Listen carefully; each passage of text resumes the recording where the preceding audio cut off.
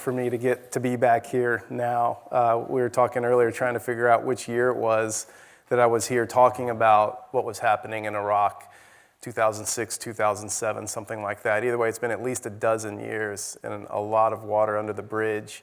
But it's funny, I was sitting downstairs doing a little recording with Alexis earlier, and I noticed the Independent Media Center poster on the wall down there for the Hudson Mohawk IMC. And so when I was in Alaska, before I became a journalist, I was doing a lot of work and spending a lot of time up on Denali. I'm going to come back, I'm going to tie this into the IMC bit that I mentioned. I was drawn up there because I went up there in 1995 and laid eyes on Denali, and it was love at first sight. And I just knew, I don't know what it was. I didn't know what it was at the time. I just was drawn to that part of the planet. Just, I need to be up there. And it wasn't about, I have to conquer the summit or any of that nonsense. It was about that particular part of the planet. I just need to be up there. And so a year later, I'd moved up there, and I started working various jobs so that I could have my summers to be up on Denali. And so I went up there the first time in '97 as a client with a guide service, and then a couple of years later I was guiding up there, and then around the time of the build-up to the Iraq War, I was working up there as a volunteer with the National Park Service doing rescues. And it was during that time when literally being on Denali and listening to BBC World Service at night in my tent as the invasion and occupation were unfolding. And this on the back of having watched as I was becoming increasingly politicized and radicalized by watching the build-up to the war that was being sold in such a pathetic, revolting, propagandistic way by the corporate press. And literally, I remember just sitting up there in my tent at 14,000 feet, just trying to keep the bile down that I was feeling, listening to what was happening, knowing what this meant for Iraqis who had already suffered 12 years of genocidal sanctions. And I knew then that it was all about information, that what the corporate media was doing by not really reporting on what drives this war, and then of course the human cost, this is how it continues and this is how it's perpetuated. So I felt this deep pull while up on the mountain to go over to Iraq and report about how it was being, how the Iraqi people were being impacted. So I go to Iraq, and I didn't intend actually to write, to actually work officially as a journalist. I was just going to write dispatches and send them back home to most 130 people I had emails for that wanted to know, mostly people in Alaska. So I deploy myself to Iraq. I figure out, okay, if I'm gonna get in there. I found this one Lebanese blogger in Baghdad who spoke English. I was reading his stuff. I wrote him, how do you get in there? So I had my little plans. Bought my ticket, fly to Amman, get a car into Baghdad, stay at this hotel, etc. So as I come down from Anchorage and I stop in Seattle, I had reached out to the then Independent Media Center, IMC, in Seattle, and made arrangements to stop by their office, which was, it's IMC, it's a tiny, funky little office somewhere in Seattle. And they made me a press badge. So I had this little IMC press badge with the IMC logo, the Seattle affiliate, their address and phone number, and a little picture of myself. And then they laminated it, which of course that made it official. And I, had my little lanyard and I zip off to Baghdad. So there's my press card. And I literally deployed myself. And so I go in there and I start reporting. But then, obviously, I know a lot of people here that are aware of my reporting from Iraq. Extremely brutal information, nothing that any of us wanted to hear, nothing that any of us wanted to be true. But I found disconcertingly, while it wasn't a surprise to me that the corporate press wouldn't run anything I was reporting from Fallujah, it was disconcerting that even across the progressive left, there was a sort of censorship. For example, I wrote a story from being in Fallujah in April 2004 during that siege, reporting about war crimes, about American snipers shooting women, children, ambulances, slicing open Iraqis with knives, doing things to their bodies. And for example, The Nation magazine, while they would run an iteration of that story on their website, they would not publish it in their physical magazine. And so there were plenty of examples like that, but I'll leave it at that. My point is that there was a denialism and a censorship, obviously on the right, but also on the left. And I bring that up because now, reporting on climate disruption, I'm having the same experience. In 2013, it was actually towards the end of my time working for Al Jazeera English over in Doha, Qatar. I had been reporting on the climate crisis for about 3 years, writing really, really intense stories. And Al Jazeera English was far from being progressive. And in fact, some of my colleagues referred to me reading some of my climate stories, my climate reportage from that time, all of which now have, if anything, been too conservative. I earned the nickname Darmageddon for that kind of reporting. But in 2013, I wrote a piece for Tom Englehart's fantastic website, tomdispatch.com, and the title of the piece was, "Are We Off the Climate Precipice?" And the answer was presupposed in the piece. We were, because in the article, I really connected all the dots of this is how far along we really are in the climate crisis. And I really understood at that point how many different feedback loops were kicked in and that we were already in deep, deep trouble. From that point on, I left there a year later. I started working full-time for Truth Out, writing a monthly climate dispatch. Again, I moved up to Port Townsend, Washington. I was getting back into the mountains after being away from them for quite some time. And again, from all my time in the mountains, the idea came to me to do this book. And I essentially replicated the formula I used for my first book from Iraq, which was Beyond the Green Zone, Dispatches from an Unembedded Journalist in Occupied Iraq. I wanted to go to the hot spots of where climate disruption is most evident and happening the most rapidly. And so I figured out some of these spots I wanted to go. I contacted scientists in each spot. Most of them accompanied me into the field. And I went out there because I believe that the fundamental cause of climate disruption is the human disconnect from the planet, which we're from, and which sustains us. And so my hope for the book was to really bring home to people in a really visceral, personal way, as much as I could, what it really felt like to go to a place. And I chose some places like Denali that were very, very personally meaningful to me and that I had a long-term intimate relationship with, and really try to bring that out to the reader in hopes of inspiring some sort of a reconnection to the planet. So that was the goal.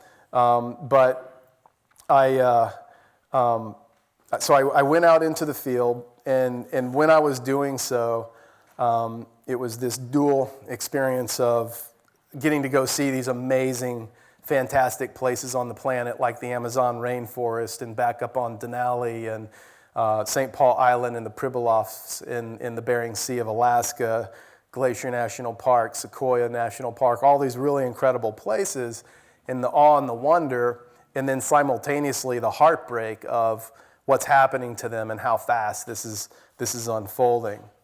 And so my hope tonight is to share a little deeper dive into a couple of these places that I went to in my book, and also to impart to you that as far as real, true mitigation, obviously I think probably everybody in the room understands we're not going to stop climate disruption from happening. That train left the station decades ago, but mitigation at this point is a bit of a pipe dream because essentially we're already out of time.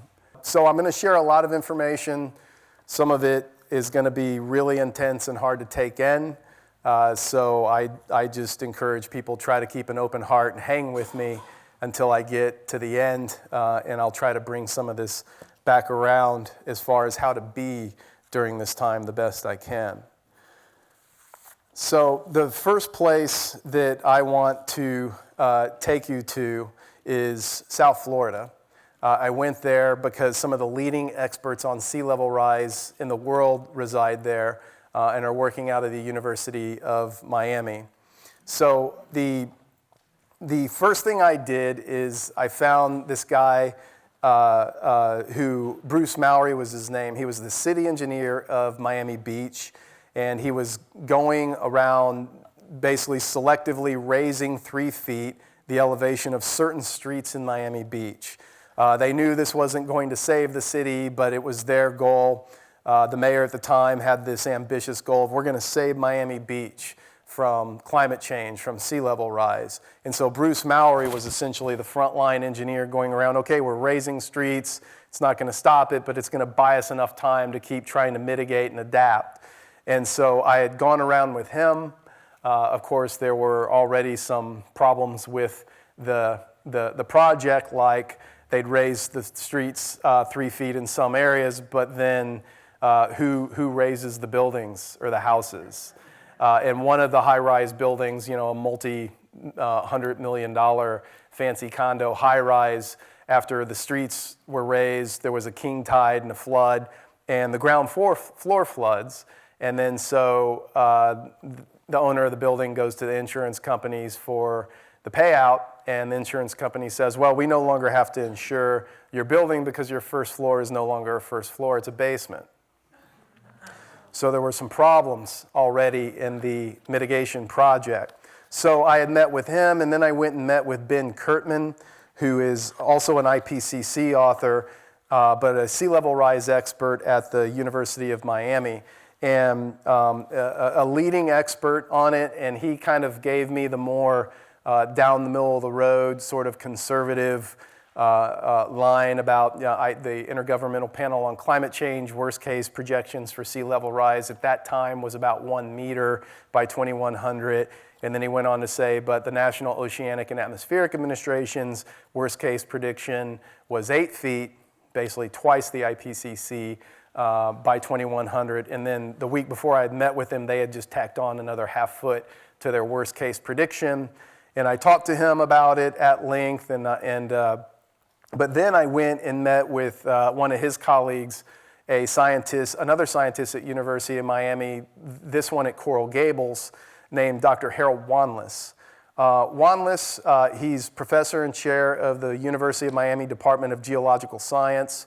He has a BA in geology from Princeton, an MS in marine geology from the University of Miami, and a PhD in earth and planetary sciences from Johns Hopkins.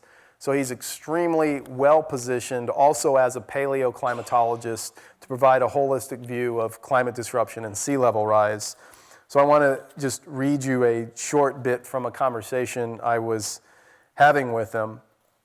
Now in his 70s, Wanless has been tracking sea levels throughout his storied career. We sat down at a table in his office covered in books and folders. I noticed photos of a trip to the Greenland ice sheet on the wall. I began to tell him that I had just met with Kurtman and Bruce Mowry and learned about their perspectives on sea levels rise when he promptly interrupted me. We've screwed ourselves, he says. We kicked the bucket. We've gone off the cliff. 93.4% of the warming we've introduced is in the oceans, and half of that went in since just 1997. That is unbelievable. If we'd only gotten a hold of this when we knew about it in the 80s, we'd have less than half the problem we have now. Wanless, who has been watching things go from bad to worse for so long, is taken aback by the business as usual mindset of the general public. We have to stop doing this, he says, with population increasing, with industrialization ongoing, and with the sad exuberance about opening the Arctic as an opportunity to get more oil and gas. Shouldn't we be thinking, oh my God, what have we done? So he went on to talk to me about common knowledge that the IPCC has these extremely over-conservative projections, whether you talk about their mid-level or their worst-case future projections I know for a fact, backing up a lot of what Wanlis has shared with me, which I'll talk about in a second, that I actually know someone in the IPCC who said, yeah, you can basically take our worst case projections and double them and start from there. Just a couple of weeks ago, there was actually a study that came out very critical of the IPCC about the language that they use and for intentionally downplaying the gravity of the crisis that we're in. It's also well known that the IPCC is heavily politicized. It's not pure science at all. It's essentially science by consensus in that different countries, like this one, can weigh in and dampen their future worst case predictions towards the lower end than what they should be to be accurate. Wanlis shared with me that, for example, when you look at the IPCC methodology of how they calculate and figure their projections, they actually, the percentages that they include as their causes and contributors of sea level rise, their percentages that they include for Antarctica, and particularly the western Antarctic ice sheet, and Greenland, are these tiny, tiny, minuscule percentages of their overall figuring, which is the opposite of what it should be, because those are two of the leading sources of sea level rise, along with thermal expansion of water in the oceans. So that's just one example. And the thing about Wanlis is he's tenured, and he understands that many of his colleagues are being overly conservative and not publicly outspoken enough about the gravity of the crisis. And he gets rather upset about it. So he talked to me about the fact how he pointed to a report that was co-authored by Dr. Hansen, James Hansen, that came out a few years ago that said, based on paleoclimate models, we could actually see 10 feet of sea level rise by 2050. And Wanlis went on to talk about how if we had a government that was responding accordingly to the crisis that's already upon us and the amount of sea level rise that's already baked into the system, using South Florida as an example, we'd have a government-controlled, funded, and mandated evacuation of South Florida. So we're talking about the relocation, the mandatory relocation of millions of people to higher ground, the government-controlled, funded, managed mediation of all toxic waste sites, a shutting down of Turkey Point nuclear power plant, which is just south of Miami on a barrier island at 6 feet elevation, instead of the fact that as we speak, they're adding another nuclear reactor to it. He said he knows personally politicians, right-wing politicians that are aware of what he is saying and understand it and believe it, and then go out in public and deny that it's happening and continuing to take the money. And he calls people like this, he says that they are literally being criminally negligent, because instead of this evacuation that should be happening now, just keep kicking the can down the road, wait until the real estate bubble pops, and it is starting to pop as we speak. And so at what point, when that real estate bubble pops and everyone starts bailing and the economy goes to hell, and the economy, of course, being the revenue of tax dollars that are supposed to be used for mitigation strategies, all that goes away, what does that look like? Not exactly going to be an orderly evacuation, physically or economically. So we talked at length, and we covered a lot of topics. I get into it in detail in the book, but I want to read you how we ended our conversation. I know that he and Kurtman are friends and have worked together. Wanlis has nothing but positive things to say about Kurtman and his work, but as our time together comes to an end, he offers his one critique. He says we have to fix this, Wanlis says. I tell him we can't undo this. How are you going to cool down the ocean? We're already there. As if to underscore everything he has shared with me, Wanlis leaves me with one more piece of data. In the past, atmospheric CO2 varied from roughly 180 to 280 parts per million, ppm, as the Earth shifted from glacial to interglacial periods. This 100 ppm fluctuation was linked with about a 100-foot change in sea level. Quote, Every 100 ppm CO2 increase in the atmosphere gives us 100 feet of sea level rise, he says. This happened when we went in and out of the Ice Age. I recall that since the Industrial Revolution began, atmospheric CO2 has increased from 280 to 410 ppm.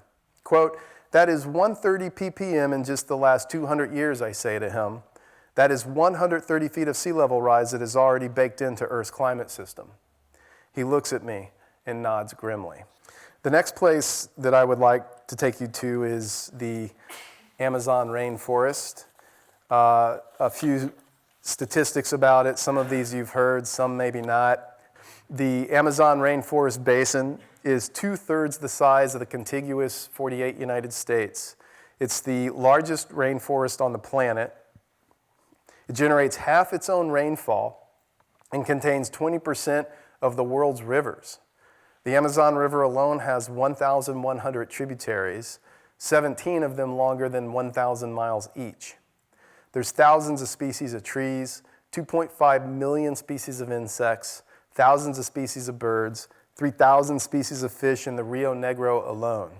I met with one scientist who was part of an expedition of a couple of dozen scientists that was helicoptered into a remote portion of the rainforest where they spent 25 days studying and researching. And that one expedition alone netted 80 new species of birds, fish, insects, frogs, etc. It shows how little we still really know about the Amazon. So I got to go to a place called Camp 41, which is the most famous study camp of Dr. Thomas Lovejoy, arguably the leading expert on biodiversity on the planet, certainly one of the leading experts. He also has a moniker, he's sometimes referred to as the godfather of biodiversity because of all of his work. He's been studying the Amazon since 1965. If you pull up his resume, you're going to need a little bit of time to read it. It's pretty impressive. He was head of the World Wildlife Fund for 14 years. He's been on a White House Science Council and numerous other accolades. So we met in Manaus, which is a big city of about 2.5 million people in the middle of the Amazon. And then myself and a bunch of people from around the world, there were about a dozen of us, hopped in Jeeps with Dr. Lovejoy and went deep into the Amazon, very long, bumpy Jeep ride over these clay roads. We had really good scientists, drivers handling the Jeeps. And after this, a bit of an arduous Jeep ride in, we all got out, and there was a little trail going down into the jungle. And Dr. Lovejoy grabbed his little backpack and zipped down the trail. And then each of us got our backpacks out of the Jeeps and then single file walked down the trail. And we get down there, and here's this guy who is, one of the most esteemed biodiversity experts on the planet. And yet he was very, very soft-spoken and humble, enough so that he made it a point to get down to the bottom of the trail. And we hiked down just about a quarter mile, and then he's there literally just shaking each of our hands one at a time, looking us in the eye and thanking us for taking time out of our busy schedule to come to his camp so that he could share his little piece of the rainforest with us. It was really a touching thing to have a man of this stature behave this way. And to me, it really just showed the respect and reverence that he had for the place where he worked.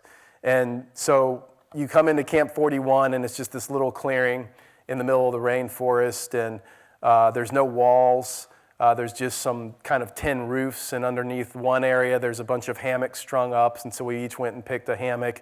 And then in another area, there's a kitchen area, a couple of picnic tables, and then in another area, there's hammocks where all the scientists that are in there, where they stay. That one camp alone has produced over 700 peer-reviewed scientific studies about the Amazon. And so one of the people that I spent time with there was a man named Vítek Jiránek. He's from the Czech Republic. He's worked at 11 different wildlife research positions around the world, and he was there at Camp 41 working on his PhD in ornithology from Louisiana State University. And he had been a student of Tom's. Tom had written a book called Song of the Dodo, very, very famous book about biodiversity And VTech was just lit up talking about Tom and about being in Camp 41. Here I am working shoulder to shoulders with this, he called him this god of science and biodiversity, and was just, thrilled talking to me and others about, here's what this bird is and what it does and how it coexists with this system over here, et cetera, et cetera. And then I want to just read you a short bit from our conversation. Giernek, however, assumes a somber tone when we talk about his research. Quote, "Island biogeography is no longer an offshore enterprise. It has come to the mainland. It's everywhere. The problem of animal and plant populations left marooned within various fragments under circumstances that are untenable for the long term has begun showing up all over the land surface of the planet. The familiar questions recur. How many mountain gorillas inhabit the forested slopes of the Virunga volcanoes along the shared borders of the Democratic Republic of the Congo, Uganda, and Rwanda? How many tigers live in the Sariska Tiger Reserve of northwestern India? How many are left? How long can they survive?" Then there is anger in his voice. "How many grizzly bears occupy the North Cascades ecosystem, a discrete patch of mountain forest along the northern border of the state of Washington? Not enough. How many European brown bears are there in Italy's Abruzzo National Park? Not enough. How many Florida panthers in Big Cypress Swamp? Not enough. How many Asiatic lions in the forest of Gur? Not enough. How many in Indri in the Almazotra? Not enough." And so on. The world is broken into pieces now. Just before I had gone into Camp 41, while still in Manaus, I met another researcher, a incredible scientist, a close friend of Dr. Lovejoy's, and her name's, I always like to do this when I talk about this part of the book. She has definitely has the best name of any scientist in the book, particularly given what she studies. Her name is Dr. Rita Mesquita. And she's a fireball and a brilliant mind, and she was working at, when she wasn't deep in the Amazon, she was actually working in another piece of the Amazon, actually what's called a forest fragment right in the middle of Manaus, and would take people along the paths and educate them about trees and animal and plant life in the Amazon. And so she did that with me and another small group of people, very brilliantly explaining different parts of what we were seeing. And then afterwards, I asked her for an interview, and we went back into an office and sat down and kind of carried on that conversation, talking about what was happening in Brazil. And then I just want to read you about a page of where that conversation went. She sees the world questioning conservation and jeopardizing all the victories that have been achieved in setting aside land. "I work hard for conservation," she says, "but I lose sleep over wondering if I'm wasting my life. Am I wasting my life? Is this a lost cause? I keep doing it because it's the only thing I know to do." She says she doesn't believe she and her colleagues are doing their jobs with the urgency needed. "We are not telling the general public what is really going on," she says. Having co-edited a book with Lovejoy and authored many peer-reviewed scientific papers, Mesquita is a force to be reckoned with, but she personally feels inadequate when looking at the bigger picture. It is clear to her that we are nowhere near where we need to be. "I have zero pride in all my papers because we are preaching to the converted," she says. "What I want to do is talk to the outside world. I want to be able to just talk to people and tell them what is actually happening. We need to educate people about what is really going on with climate disruption."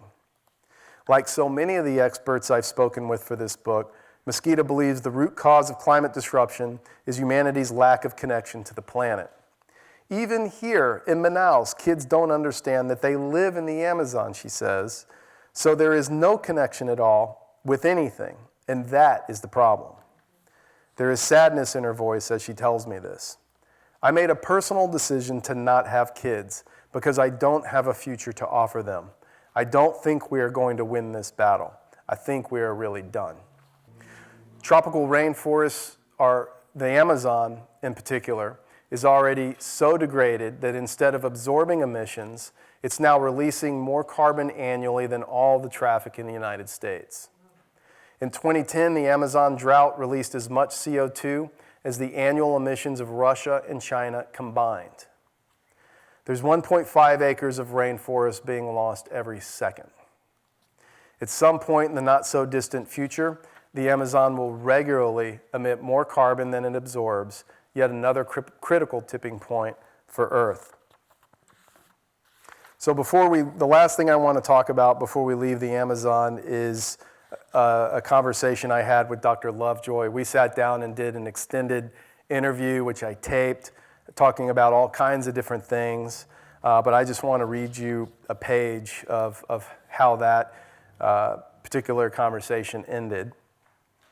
There are reasons other than moral concerns for protecting the Amazon, including our own self-interest as humans.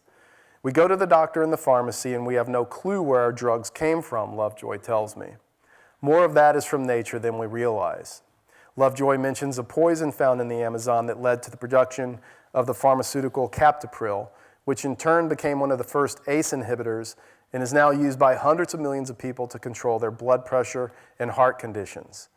Captopril widens blood vessels, making it easier for the heart to pump blood through them. Most of the people taking it have no idea that this drug responsible for their health comes from the Amazon, a vine found by indigenous people. When they threw it in a lake, all the fish came to the surface gasping for air, which made their fishing much easier. The name of the substance that causes this is curare. It is used today as a muscle relaxant during major abdominal surgeries. His point is that if we continue to destroy the Amazon at our current pace, we may never know how it could help save millions or possibly billions of human lives in the future. Lovejoy believes that this is one of the least appreciated aspects of biodiversity. The Amazon is a gigantic library of the life sciences, which is continually acquiring new volumes, he says. We are discovering new species of birds all the time. And wrapped up in all of that is incredible adaptation capacity. It's important to remember each species represents a set of solutions to a set of biological problems, and any one of those can turn out to revolutionize how we understand biological science. Lovejoy pauses and gazes admiringly at the jungle surrounding the camp, then turns back to me. We are so stuck on ourselves, we don't think we need any of it, he says. We think we are some godlike thing. It's now far too late to avert a global environmental catastrophe. We are in it. 2018 was the fourth warmest year ever recorded, with the only warmer years being 2015, 2016, and 2017.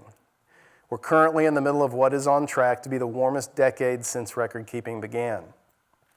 We are officially in the sixth mass extinction event, which industrial civilization has caused.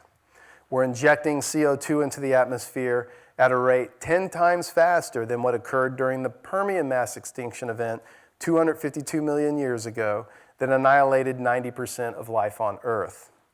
Our current extinction rate is 1,000 times faster than normal and is faster than that of even the Permian mass extinction. But today, similar to what I experienced in Iraq, people don't want to know the truth. The business as usual economic paradigm continues, and there's nothing to indicate it is going to change in any of the radical ways necessary, even to seriously mitigate the crisis. So, of course, we all know about denialism on the right end of the political spectrum, but there's a sort of denialism on the left. A few examples. The 12-year idea. We had the IPCC report last fall that said we have 12 years to act vociferously now to avert global climate catastrophe. There's no new information in that report. It's all pulled from the most recent IPCC assessment, which comes out every 7 years. There's simply nothing new in that report. So while it was great that it sounded a big alarm bell that woke up a lot of people, again, it's saying and acting as though we already had 12 years to avert the crisis is factually inaccurate. As Dr. Wanless said, how do you remove the heat from the oceans? We have another example of that would be the Green New Deal. Again, while at least it's heading in the right direction, again, it's based on how can we maintain this current economic paradigm Okay, let's have more green jobs in renewables, et cetera, et cetera. But again, it presupposes some sort of continuation of the very system that's caused this problem in the first place. My point is it doesn't go nearly far enough.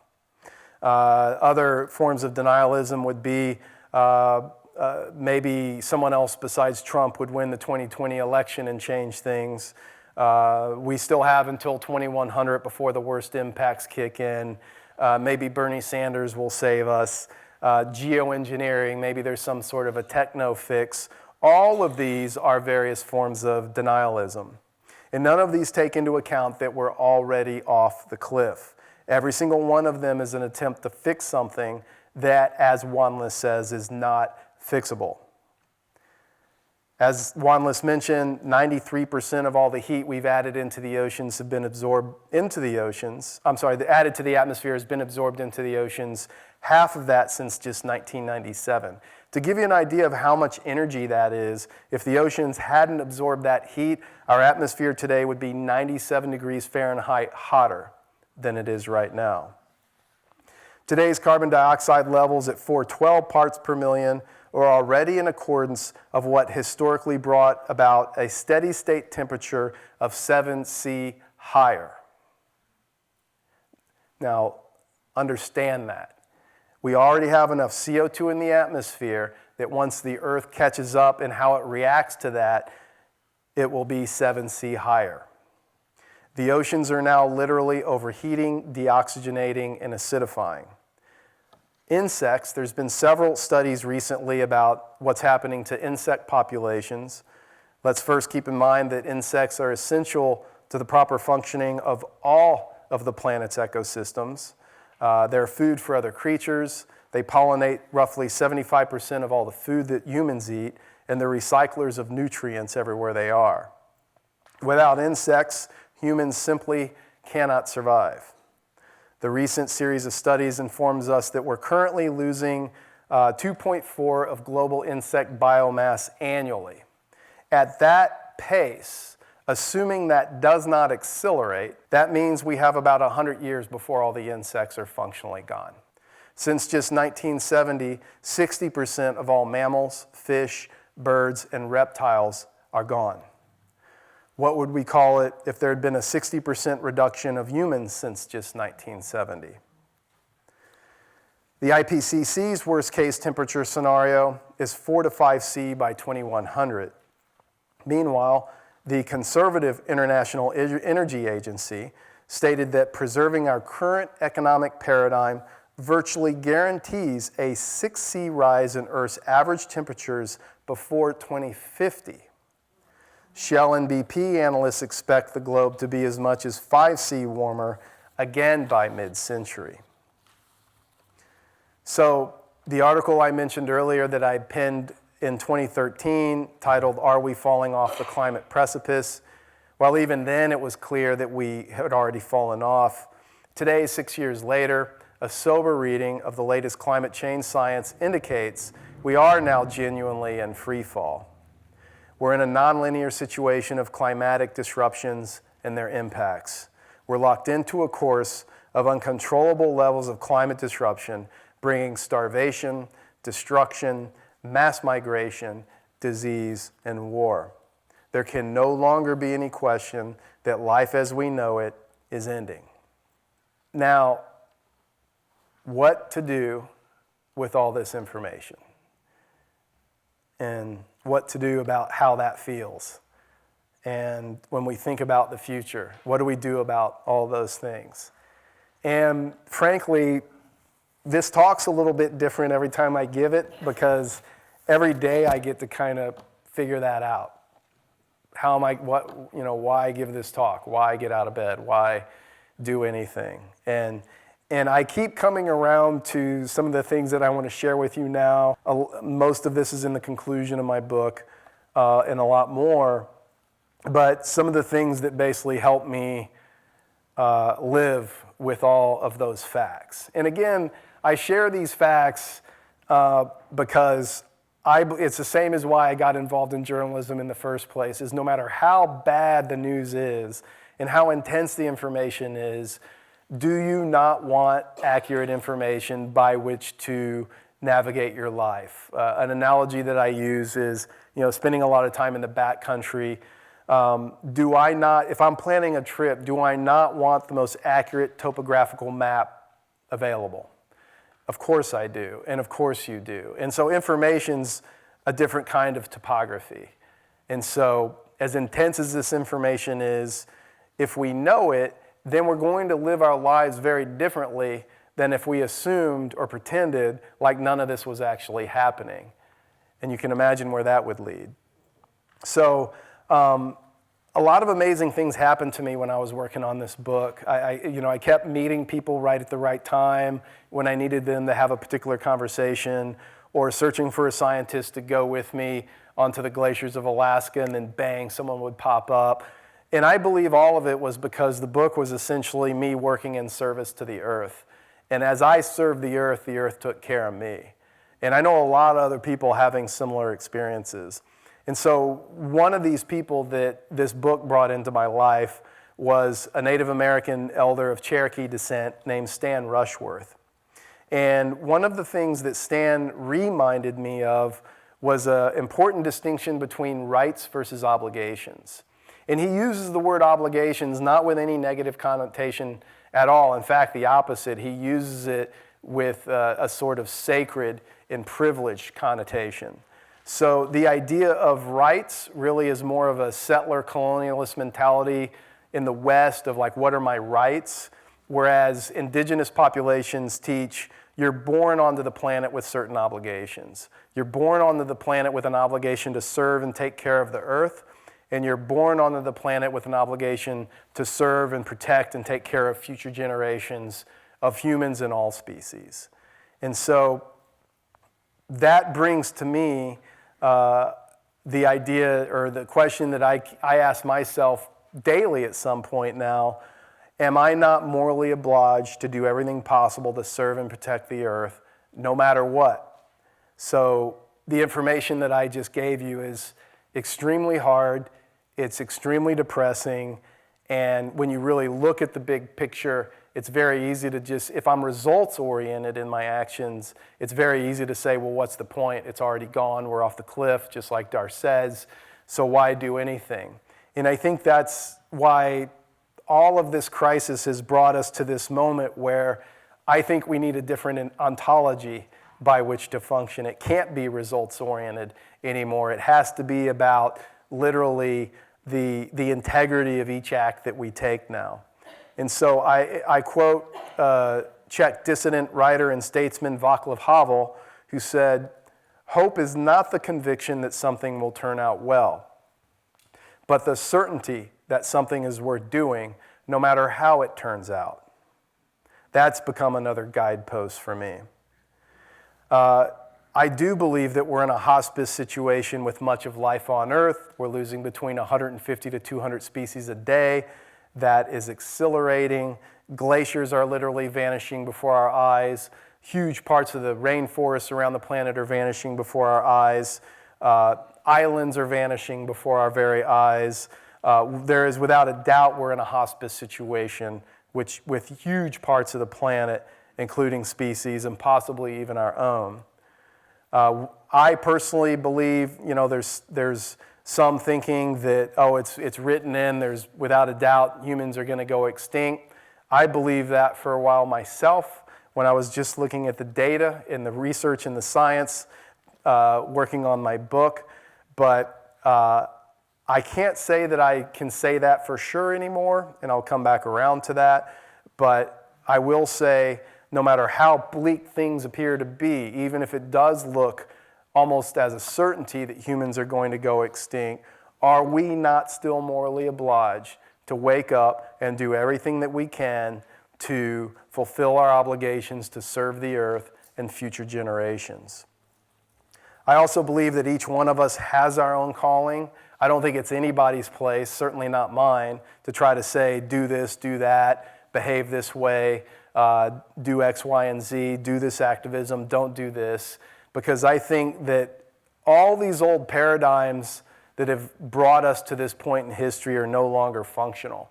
And I think that Each one of us now, it's a time to get really, really quiet and listen to what comes up into us from the earth and see where that might take us and where that might, what that might tell us what to do. So on that note, as I near the end of the talk section of this presentation, I want to read a story that Stan shared with me about this. And it's a story that was told to him by one of his elders and teachers. And that his elder and teacher was a Native American storyteller named Dr. Darrell Babe Wilson, who was born into the Pitt River Nation of northeastern California. Wilson tells a story of Mesa Mesa, a small but powerful spirit that inhabits Akuyet, what white people call Mount Shasta, a very high 14,000-foot volcano located at the southern end of the Cascade Range in north central California. Mesa Mesa is a spirit force that balances the earth with the universe and the universe with the earth. Wilson says that Akuyet is, quote, the most necessary of all the mountains upon earth, for Mesa Mesa keeps the earth the proper distance from the sun and keeps everything in its proper place when wonder and power stir the universe with a giant yet invisible canoe paddle. Mesa Mesa keeps the earth from wandering away from the rest of the universe. It maintains the proper seasons and the proper atmosphere for life to flourish as Earth changes seasons on its journey around the sun. The mountain, the story tells us, must be worshipped because Mesa Mesa dwells deep within it. To climb the mountain with a pure heart and with real resolve to communicate with all of the light and all of the darkness of the universe is to place your spirit in a direct line from the songs of Mesa Mesa to the heart of the universe. While in this posture, the spirit of man, woman is in perfect balance and harmony. For as long as Mesa Mesa's instructions are followed with sincerity, society will be sustained. Its inhabitants will survive for the long term. The most important of all the lessons, it is said, is to be so quiet in your being that you constantly hear the soft singing of Mesa Mesa. However, the story also warns that by not listening to Mesa Mesa's song, the song will fade. Mesa Mesa will depart, and the earth and all of the societies upon earth will be out of balance, and the life therein vulnerable to extinction. I had always wondered why a guy from Houston, Texas, was drawn up into the mountains, let alone Alaska and Denali, and done so many trips and risked life and limb at times just to be up there doing some of the trips that I did. But when Stan told me this story, when I met him last June, when I was literally doing final edits on the book, I knew that's why I've always been pulled so far up into the mountains and why I always felt drawn and continue to go up there to listen to their siren song. And it's because that's where I go to listen to Mesa Mesa. That's where I was when I heard the call to go to Iraq, which changed my life. Here I am 16 years later, standing in front of you again, because I listened to that message that I got, I believe, directly from the earth to go over there. And then I listened again in the mountains, and then born of that was this book that was just published. It's where I go to listen to the earth.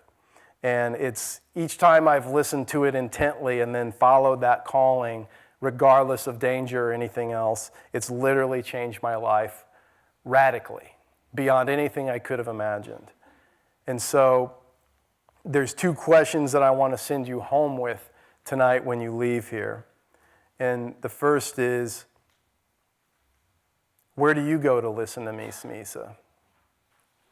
And the second is, when was the last time that you went there to listen? Thanks, everybody.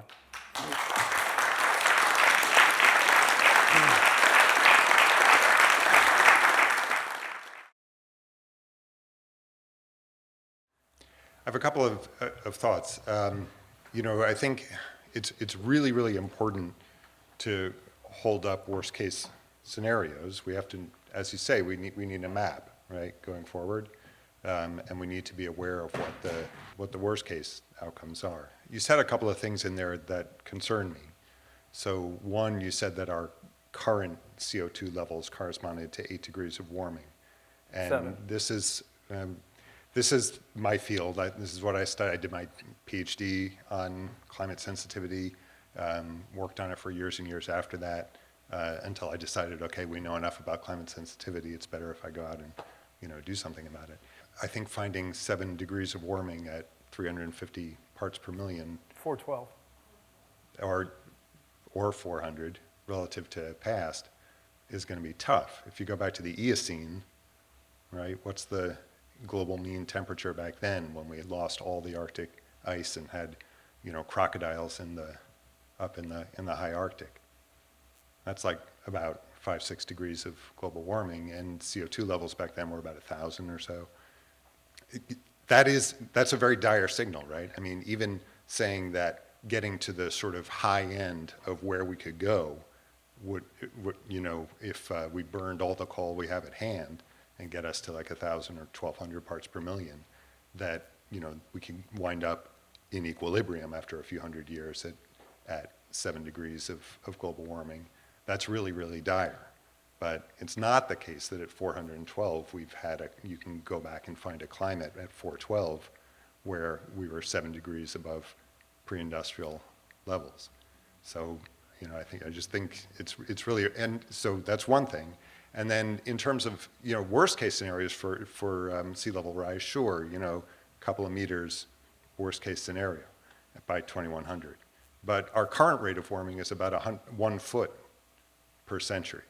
And you can maybe, if you squint at the curve, and everyone can go see this at sealevel.colorado.edu, they have a nice updated graph every couple of months. And if you squinted at that, you could see it, you could say, well, it's maybe a little bit of acceleration recently. Maybe we're at like 3.5 millimeters per year, or a little more than a foot per century now. And maybe if you look 20 years ago, we were more like, 2.5 or something like that. And if you extrapolate that increase in the rate, maybe we'll be at like 2 feet per century by halfway through the century, and maybe we could be at 3 feet per century or a meter by the end, or maybe it'll go much faster, right? There are things that could happen, but they're not happening now at that rate. And so, I think viewing those things as assured, is liable to give more despair than hope in terms of the things that we need to do to get on a sustainable footing, which, maybe is hopeless. But a whole lot of people are working really hard to make that not come about. And I think we should be really careful about asserting, that climate catastrophe is guaranteed. But I should ask a question, and I apologize for lecturing. Well, I'd like to respond to what you just said first. Every statistic I cite, I am very careful as a journalist, is based on a peer-reviewed scientific study or dozens, from 1 to dozens. Right. And so I would hold up any of your challenges against any of those studies. And when I use my language in this presentation, I use it very carefully. So sometimes I say as much as. But if you look at every IPCC worst case scenario since they started publishing their assessments, which come out every 7 years, every single worst case scenario, even in this extremely conservative body, keeps getting amended upwards pretty substantially every time. And if you look at, for example, you mentioned sea level rise, the study that came out in January, led by Dr. Eric Rigno, UC Irvine and NASA, a 6-fold increase in melting across Antarctica since 1970. And his quote to the New York Times was, quote, "Antarctica is melting away."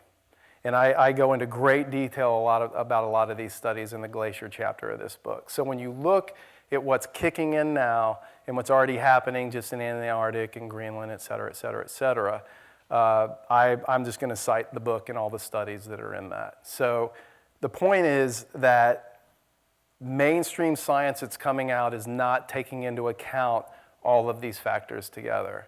And so I've done my best in the book to paint a holistic, comprehensive picture of that. And there's a lot of footnotes in the book, and they all lead and point directly to the sciences. So as a journalist, I have to be extremely careful to have a very tight story and make sure that some climate denier can't, oh, you said this and this is inaccurate, blah, blah, blah. So every statistic that I quote is based on a peer-reviewed scientific study. Can you say a little more about geoengineering? If we really are headed to, 7 degrees by, I don't know when you think that's a reasonable outcome. I have no idea. Okay. Tell me more about your thoughts about geoengineering, and I'll sit down so I'm not tempted. Geoengineering, no, I'm glad you brought that up. That's a great and important topic, and we talked about it a little bit during the workshop that we did here this afternoon. So geoengineering is essentially the idea that we can do things to reflect sunlight back into space and cool down Earth or keep it from warming up more. We can do things like drop extremely fine medical particulate in mass quantities in the ocean to produce algal blooms to pull CO2 out of the atmosphere, giant mirrors in space. I mean, there's all kinds of crazy geoengineering ideas. And the idea behind them, well, I'll just straight up front, I think it's crazy because of the unintended consequences. That said, I can understand the impetus behind them because some scientists, at least one of them in the book, that I interviewed and quote, who went from being as vociferously against geoengineering as I am to promoting it, is he looks at what's happening in the Arctic, and there's now literally every other day another dire report coming out about what's happening in the Antarctic. I mean, Alaska as a whole in March, 20 degrees above normal temperatures for the state. Antarctica is literally the Arctic is literally changing before our eyes, and he feels so strongly about the necessity to maintain the Arctic ice cap during the summer, which is rapidly going away. I'm sure probably everyone in here is aware of this, that he's all for using some sort of geoengineering in the Arctic to maintain it, because he understands what's going to happen when it goes. And right now, based on observational data, not projections, but observational data, if the trend looks like it could be gone within as few as 5 years. And so he thinks like he's promoting it. And so I personally, I am not a scientist, but from what I read about it and what I read other scientists and scientists I'm talking to about it, even those that are proponents of geoengineering, most of them will still say, but we need a lot more research before we would deploy something like this, because we need to understand better, the best we can, what any unintended consequences might be. So for example, if you spread sulfur particulates all over the upper atmosphere to try to reflect sunlight back out into space, what's that going to do to rainfall patterns around the globe? We don't know. Is that going to cause drought where right now so much growing is happening? We don't know. So these are some of the unintended consequences that I think are the really dangerous aspect of geoengineering. But that said, I think we all need to brace ourselves because geoengineering is coming whether we like it or not. That's what it appears. I mean, Harvard has a section now studying just geoengineering, and it could be one of the biggest industrial money-making projects ever on the planet. Once we get to a point where all governments understand, okay, we need a Hail Mary, we're way off the cliff, what are we going to do? And everybody starts pouring money into geoengineering projects. So right now it looks like that's where things are headed. Hi, my name's Oren Domenico. I'm a poet, not a scientist, so I take kind of a different approach to this whole thing.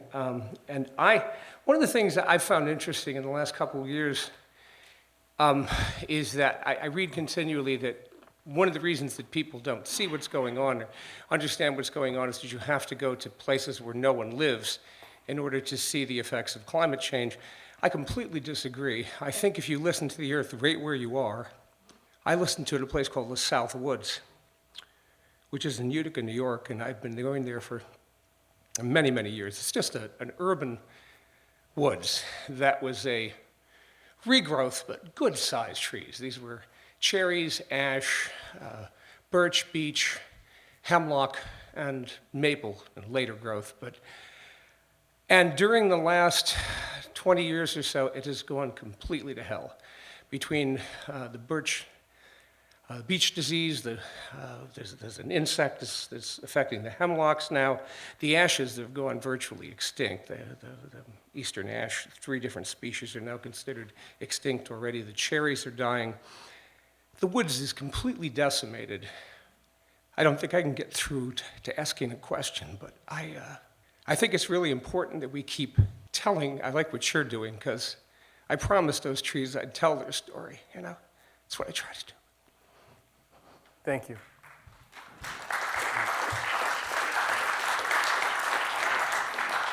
I would just add, one thing that you mentioned that, I completely agree. You don't need to go to these far away, dramatic places to see evidence. I mean, it's just look out the window and if you have any connection to the place where you are, even if it's not that long of a time frame, to see these geologic changes happening on a human time scale is shocking.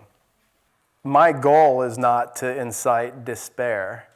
My goal is not to try to get people to stop trying to do good work. My single goal is, from any of this, would just be inspire people to try to reconnect back into the planet. Because if we really do that and really listen and really pay attention, I think the motivation to do whatever each of us is called to do is going to come, and it's going to be extremely powerful. And I always come back to those moral obligations that I talk about. So before I get into the hope versus hopelessness thing, ultimately I think our actions might look exactly the same. Like my actions of doing my information work, of living in a solar-powered house, growing my own food, annually still reducing my carbon footprint, doing all these things that I do, might not look any different from someone who's on the hope train. Oh yeah, if I do all this and this, we can still turn it around, or we can, our actions might look exactly the same. So what I'm talking about is really just a difference in ontology, or a difference in philosophy of where does that motivation come from, and is it based in the real or fantasy? Because as things come crashing down, if we already know what's happening, as it happens, it's not going to be that big of a shock, and we can still keep doing our work, and we won't turn against each other. So one of the people I quote in the book on this topic is he's an author and storyteller named Stephen Jenkinson from Canada. He used to work in the palliative care industry for decades. And so from a talk he gave at Simon Fraser University in Vancouver, where he started talking about the climate crisis, he says, "The question is not, are we going to fail? The question is how. The question is, what shall be the manner of our inability to care for what was entrusted to us? The question is our manner of failing. When he talks about our failure to care for what is entrusted to us, he's also saying that the time to change our ways is long past. And I mean in general as a society. Quote, "Grief requires us to know the time we're in," he says. "The great enemy of grief is hope. Hope is the 4-letter word for people who are willing to know things for what they are. Our time requires us to be hope-free, to burn through the false choice of being hopeful and hopeless. They are 2 sides of the same con job. Grief is required to proceed." Hi, my name is Andrew from Utica. I like the point that you made earlier when you were talking about the geoengineering and just making the point that we've already engaged in geoengineering, and that a lot of the situation that we're in now is unintended consequences from the result of that. So then to think that we should do any more of that is definitely dangerous. So one thing I was thinking about that we talk a lot about in Utica, me, John, Oren, and Kim, and some other people, is just the idea of removing our energy from these types of systems that cause these types of problems. And you mentioned the statistic earlier that 100 corporations contribute to 71% of the pollution, I think you said, that we're experiencing now. So then thinking about how to withdraw energy from that, it seems like divestment it would be important, and which makes me think of the fact that a lot of people have their life savings invested in retirements that involve financing companies that are doing these types of things. And related to that, it seems like that's very much a product of our society that is very much has the emphasis on the individual, not on the society. Everything is about protecting yourself. You can't trust your mom or your dad or your brothers or your best friends or anybody. You have to just have your finances straight, keep everything good for yourself, and that's how you'll be able to protect yourself in this world. And then that seems, with that type of an idea, seems like why would you ever divest from a company that's doing something really bad to the world? So I guess I'm wondering, is from your perspective, how could you see us shifting our mindset from an individual mindset to one that's based more on community and helping other people in our society? I think that's the only way forward at this point. I mean, one of the points that came up earlier during the workshop was we're in this together. And from my own experience, I mean, for a long time, I kind of took the lone wolf approach and thinking, well, I'm going to just go do my work and try to change it individualistically. And, if I put out enough information and do my job. And the reality is that I can't do anything by myself. I mean, just this book, the help I had, the friends, the people that I went out into the field with, the scientists, this is a community project. And then the people that I spoke with regularly dealing with the grief that came up from, what happens when I go to Alaska to a glacier that I used to climb on that was 300 feet thick that's just gone, in not even 10 years, completely gone, and how do you deal with that individually? I can't deal with any of this stuff by myself. And so people like Stan Rushworth start showing up in my life and doing healing ceremonies and talking about indigenous wisdom and learning some things from him about, this is a people who, this country's founded on genocide and slavery. And, you had an indigenous population in California that was over 90% of them were wiped out in less than 50 years. Those people have already survived an apocalypse. Maybe they know a thing or two. Maybe we should talk to them. So it's a lot of humility has come to me. And like I said, I'm still having to learn daily how to kind of deal with all of this information and how to incorporate it and keep going. And I think the only way any of us are going to get through this is together, And one thing I'll point out that I saw in Iraq where, again, catastrophe was visited upon most of this country because of the invasion and occupation. And even in a place like Fallujah, where literally people are running for their lives, people are being gunned down around them, and then they go into Baghdad. And yeah, there was some harm being done by some people. There's some looting, taking advantage of, exploitation, and things like this. But by and large, the human response that I saw was that the vast, vast, vast majority of the people, that crisis brought out their best. And so you saw people literally welcoming just, tens of people into their homes in Baghdad that they didn't even know and sharing everything that they had. Here's our food, here's our clothes, take what you can, whatever works. Well, let's get through this. We're all Iraqi people. And that to me is like a model of how to go forward and how to work together going forward through this. I mean, I think about this now, and I find solace in the fact that I personally know dozens of people around the world who've dedicated their entire lives to whether it's preserving part of the Amazon or saving this one particular species of bird or, studying glaciers or, there's armies of people out there already doing really, really amazing, phenomenal work in the planet, which thank God that it's not all on me. Finding solace in the fact that there are already millions of people out there doing extraordinary work for the planet, and everyone I know is ramping things up. That I don't know anybody that's just, anyone at this point that's just like throwing in the towel, I'm not going to do anything, I find that reprehensible. And I think, if that's the kind of person you want to be at this point in crisis, instead of standing up on your feet and dedicating everything you have to contributing to how are we going to get through this? How are we going to try to make things better? Even if we fail, how are we at least going to try? I mean, it's which side of that do you want to be on? And I believe that, you know, as this crisis intensifies, that's going to bring that question to the forefront for people. And I do want to believe that the majority of the people are going to make the right choice. So one question, and this really goes to the two kind of chapters that you've given us of your own life. I wonder if you've thought, or what you've thought about the relationship between war and the military and climate change. And if you could address that a little bit.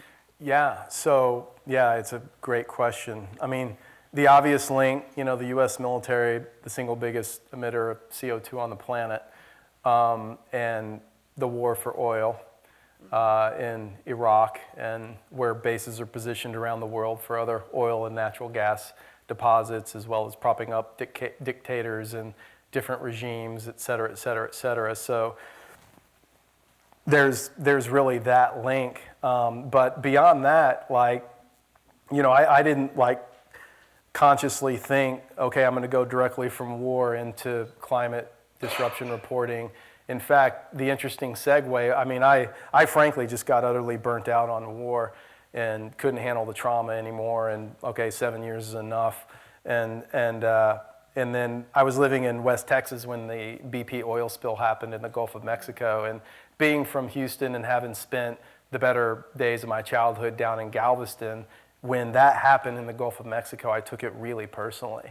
I got really angry, and I'm going to go down there and cover this. And plus, so that ended up being my segue into environmental reporting, and then immediately thereafter into the climate, which, you know, it goes all the way back to when I moved to Alaska in '96, and already seeing these really dramatic impacts of the climate crisis, of the receding glaciers. You know, I was going to the same places every year to climb, and watching these changes over almost a decade happening that fast, and these crazy patterns in the climate and temperature shifts and everything. So the seed was already planted then, like, oh, something's very, very amiss. And then once I started working as a journalist, I knew, like, yeah, I'm gonna need to go back to that. And of course now, it's the single most important story every day. I don't know, you know, who could argue what's a more important story than this one. Thank you. Thanks.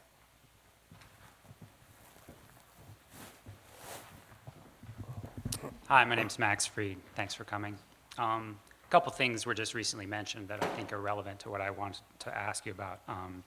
Retirement accounts, confronting mortality, the Enlightenment.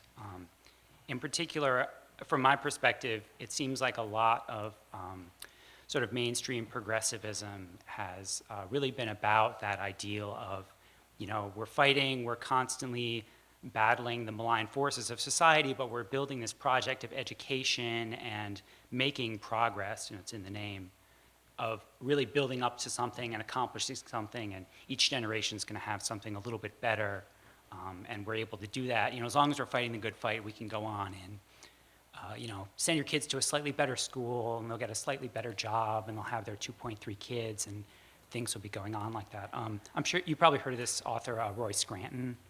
He wrote a book, Learning to Die in the Anthropocene, that sort of talks about these same issues of, I don't know, maybe it's easier from a younger generation's perspective because we have a lot of received narratives that have been incongruent with our lived experience, mostly economically. But again, realizing that these stories are sort of fantasy or propaganda or something. But I guess it's a bit what I'm not trying to ask about is this realization that potentially all those gains are in play and could be lost. It's not just, you know, me personally who may be affected, my retirement account may be affected, my children may be affected, someone in my family, but, you know, our whole society, all the gains, modern civilization, you know, all of these things that we've built up that seem immutable now because they're currently so powerful, could potentially be lost. And it really, I mean, maybe that's part of what drives people to denialism of say, well, you know, I don't think that's as bad as all that. You know, maybe it's only slightly less bad or moderately less bad. And then there's sort of a cliff people can fall over themselves of, you know, realizing that these things are real dangers and increasingly likely as time goes on with business as usual. So what I want to ask is, did you have a moment personally yourself? I mean, maybe the book is your response to this, but a moment where you sort of realized that this was something that wasn't like the other fights. It wasn't sort of an ongoing attempt or struggle to improve things, that really we're facing, the possibility of death, not just our own death that we struggle with, but more of like your hospice comparison, not just a hospice for a particular species or a particular thing that we might personally lose or a particular person you'd be affected, but hospice essentially for our whole way of thinking about the world and our ways of acting in the world that we've had before. Because it seems easier, maybe just as a millennial, to sort of confront that because, we've seen these incongruous things before, so maybe it's not that surprising that things are worse, faster than expected, worse than expected. But, no offense, you're a little bit older. And I'm wondering how you dealt with this emotional I can't argue hump that. to push over. Sorry, say again. How you dealt with this, if you feel like you've had this moment where you pushed over a hump into acceptance, grief, like you said. Yeah, thank you. Grief was like a central character in the book that I didn't really give enough time and space to until really the concluding chapter. There was a little bit before that, but it was forced upon me by going to these places, doing the research, and then going to all these places.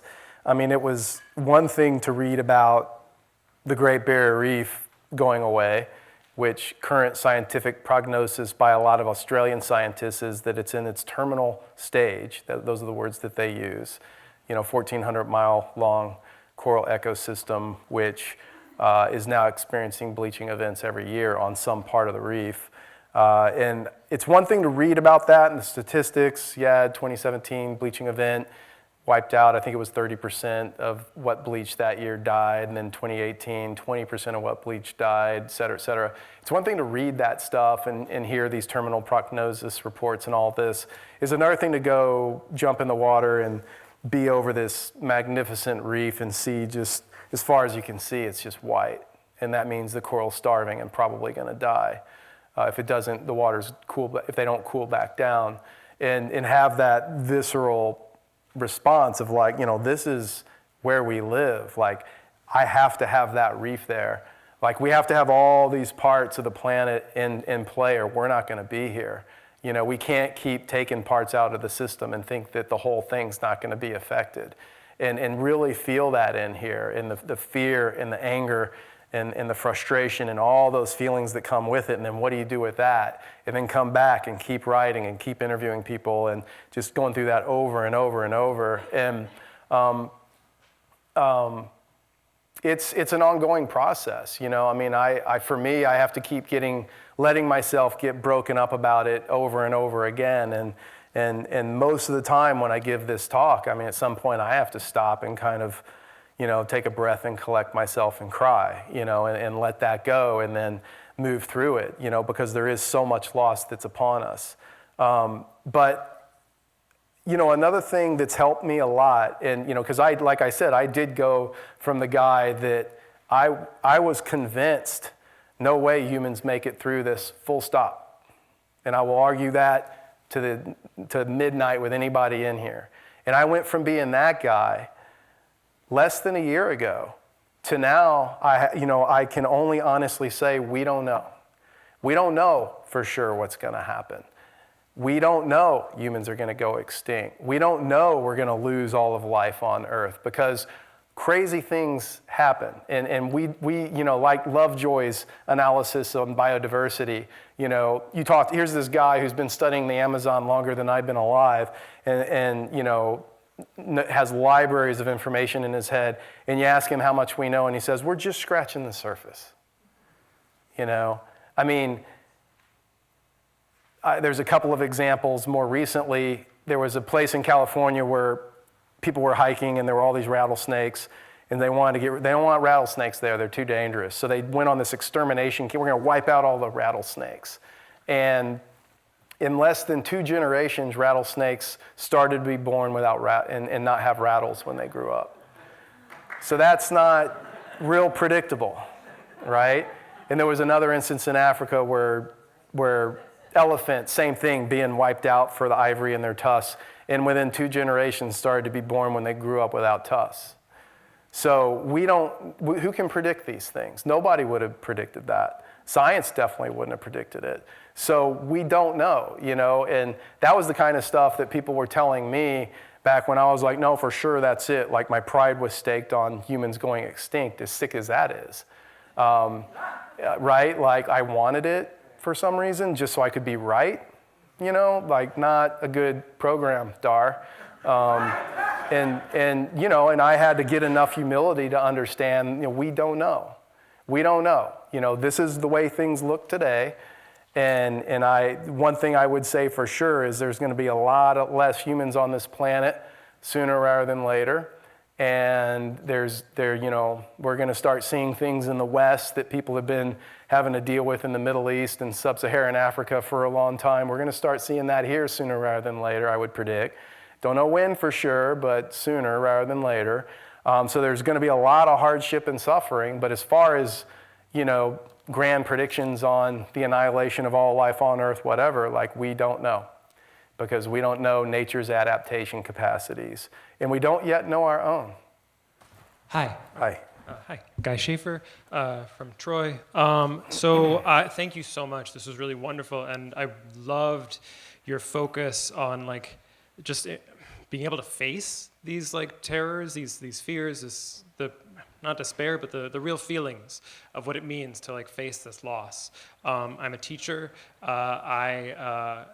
One thing I do in a lot of my teaching is try to encourage my students to think about this. Like today in class, I actually read kind of just a brief little passage about what might happen in the future and said how does that make you feel, and asked them to just feel it honestly. And actually during your talk, I wrote down a possible assignment of assigning your book and then asking my students to turn off the lights, curl up in a ball in the middle of your room and cry. Which I'm still thinking about, maybe for next semester, I'm not sure. But I feel so strongly that this grief is necessary. And as you're saying, it's necessary to face this grief. But I also recognize that grief is a really difficult emotion. We have a lot of centuries keeping us from facing it. And we also have a lot of habits of using that grief to do bad things, or just to grieving irresponsibly. And so I just wonder if you have advice for how to face grief in a culture that has really robbed us of any methods of actually facing grief. Oh, absolutely. I mean, this is, the dominant culture being this culture, because there's so many other cultures in the country, but the dominant Western industrial capitalistic, consumer-based culture of, which is it atomizes us, it cuts us off from one another. You're not supposed to express your feelings. If you cry in public, you should apologize. I mean, this is the antithesis of, cultures like Arab culture, me working in Iraq, where, I'd go into Fallujah and men are hugging each other and crying. Well, that seems really healthy to me when you just lost your wife or your child, But in this culture, that's only allowed in, funerals or certain other instances. And I think that's extremely psychologically dysfunctional.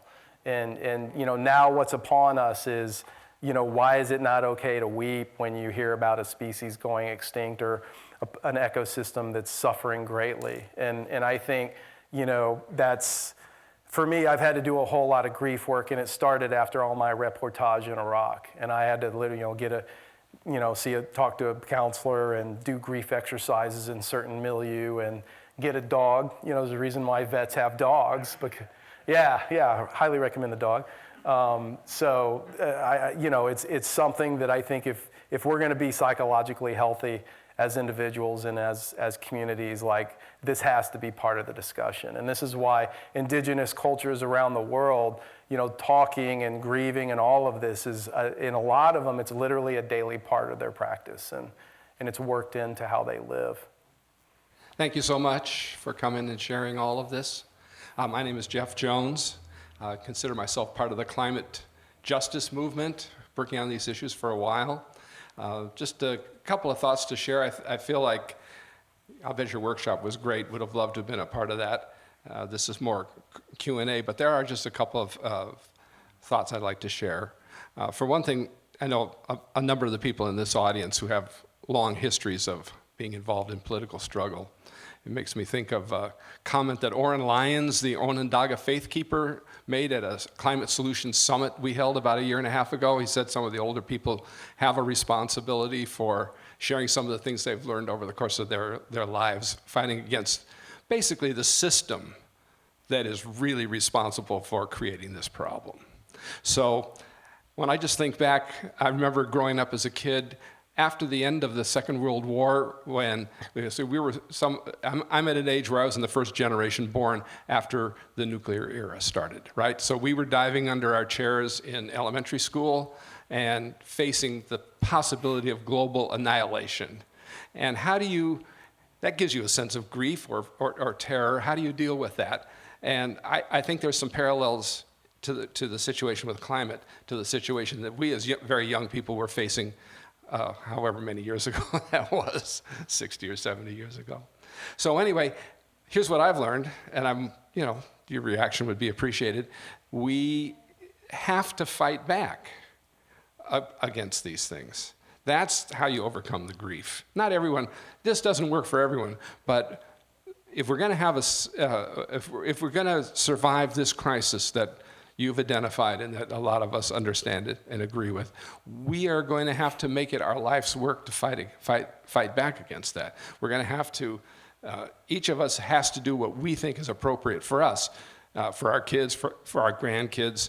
That's got to be the motivation. So it can't just be individual despair, but in that fight back, that's where we get the meaning for our lives. That's how, and we may or may not be successful, but if we don't do that, then we really are just, curling up in a ball on the floor and letting it pass right over us. So I do think it's important. I'm glad someone said the word fascism a few minutes ago. No one has said the word capitalism tonight, so I might as well just say capitalism is a big part of the problem, and the profit motive and greed. So these are all consequences of that.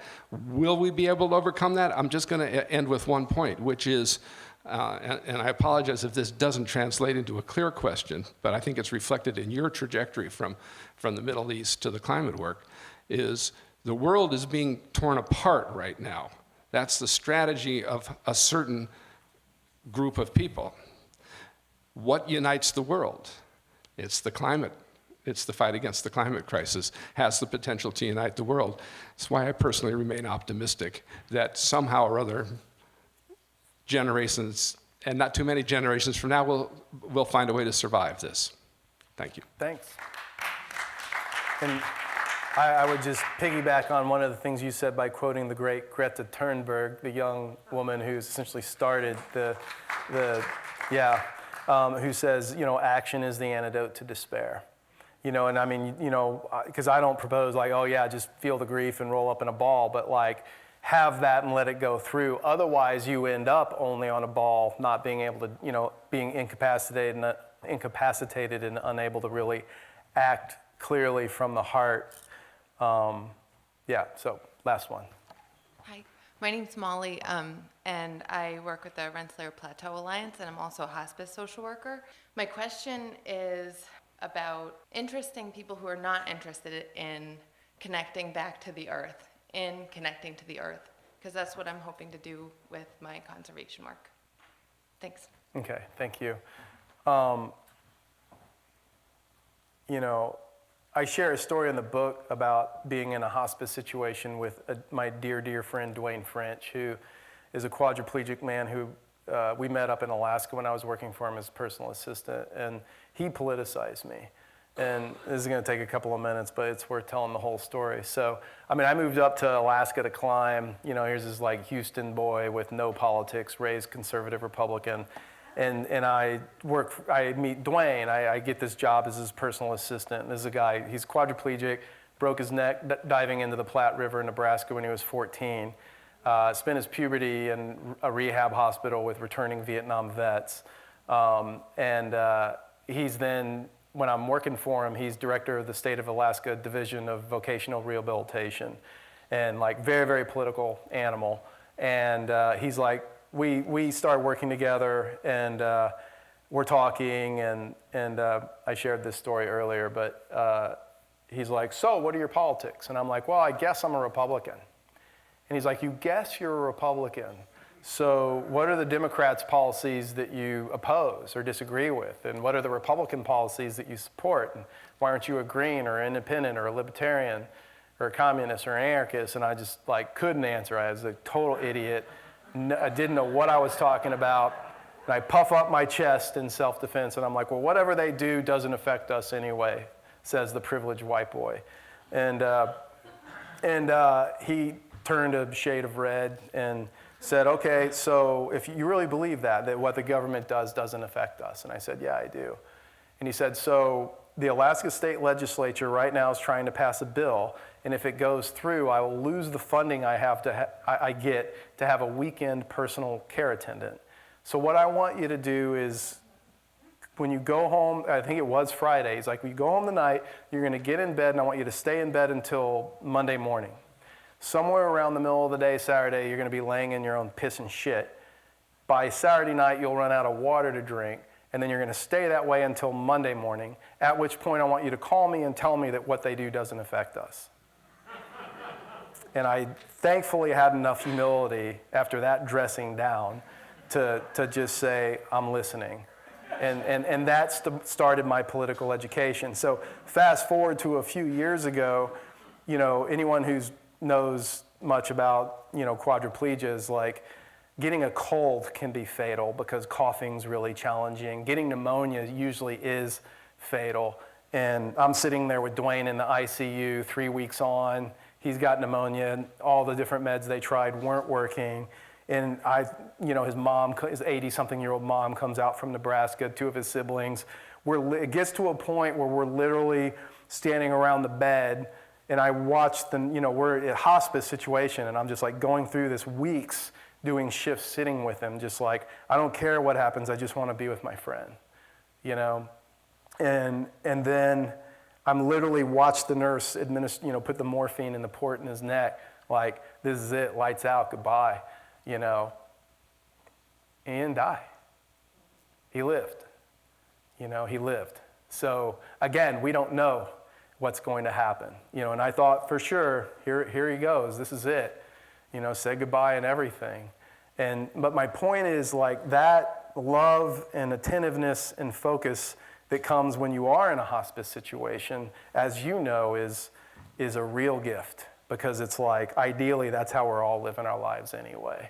So if I can bring that kind of attentiveness to the work that I do, and when I go out into nature, and really, just be that present with what I do, that's the goal. And the thing is whatever I like what was said about the climate crisis uniting all of us, because I do believe that whatever our politics, whatever agreements or disagreements we might have on hope versus hopelessness or this statistic or that statistic, whatever, the bottom line is we are all in this together, and we are all morally obliged to do everything that we can, no matter how bleak it might look, and no matter what the disagreements are, because we're all on this same planet right now together. And the only way that we're going to get through this now is by working as hard as we can together in the right way and on the right path. And I absolutely fundamentally believe that, and I believe that is now what's upon us all to commit to. Whatever each of us is going to do, that's our own business to find out. But that's why I say my experience was by just listening really deeply to the planet, it just came. And talking with my friend Stan, who's a really close friend now, and we talk regularly, and doing a sweat with him, and it's that's indigenous tradition, and that's where it comes from, and that each one of us, from the earth is going to get what we're supposed to do. And I would argue now that by doing it that way, we're gonna go forward with as much determination and passion and verve as we've ever had, as opposed to this kind of I'm just gonna curl up and go away and pretend this isn't happening. So again, the thought I'll leave you with is this moral obligation, no matter what, no matter how bad things may look, no matter how frustrated I may get, we are morally obliged to do absolutely everything we can to try to help the planet, and serve each other and future generations along the way. So thanks, everybody.